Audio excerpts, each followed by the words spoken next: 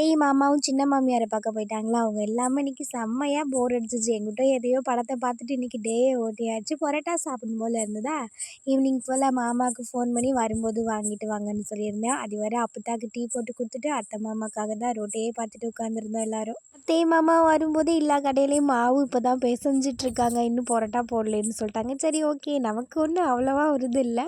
பரவாயில்ல, நம்ம நாளைக்கு வாங்கி சாப்பிட்டுக்கலான்னு ஆல்ரெடி சாதம் இருந்தது. அதனால அத்தை கஞ்சியில சாப்பிட்டுக்கிறேன் அப்படின்னு சொல்லிட்டாங்க. அதனால கம்மா கருவாடு இருந்ததா, அதை மட்டும் பொரிச்சிட்டு எனக்கும் அப்புத்தாக்கு மட்டும் தோசை எல்லாமே ஊற்றிட்டு இருந்தேன். பார்த்தா எங்கள் மாமா நம்ம கேட்டு ஏதாவது கிடைக்காம இருக்குமா, உடனே மறுபடியும் வந்துட்டு 6 மணிக்கு மேலே போய் சனவடியில் போய் பரோட்டா வாங்கிட்டு வந்தாங்க. நான் தோசையே ஊற்றிட்டு போய் சொல்லாமல் வாங்கிட்டு வந்துட்டீங்கன்னு கோவப்பட்டாலும், ஒரு பக்கம் பரோட்டா பார்த்ததும் ஒரே ஹாப்பி ஆயிடுச்சு. மாமாவும் சரி அத்தையும் சரி, நான் என்ன கேட்டாலும் எனக்கு உடனே வாங்கி கொடுத்துருவாங்க. அதோட அப்பத்தாவும் அத்தையும் தோசை சாப்பிட்டாங்க. நானும் மாமாவும் பரோட்டா சாப்பிட்டோம். நல்லா இருந்தது. கொஞ்சம் வேகமாவே சாப்பிட்டாச்சு பரோட்டானால.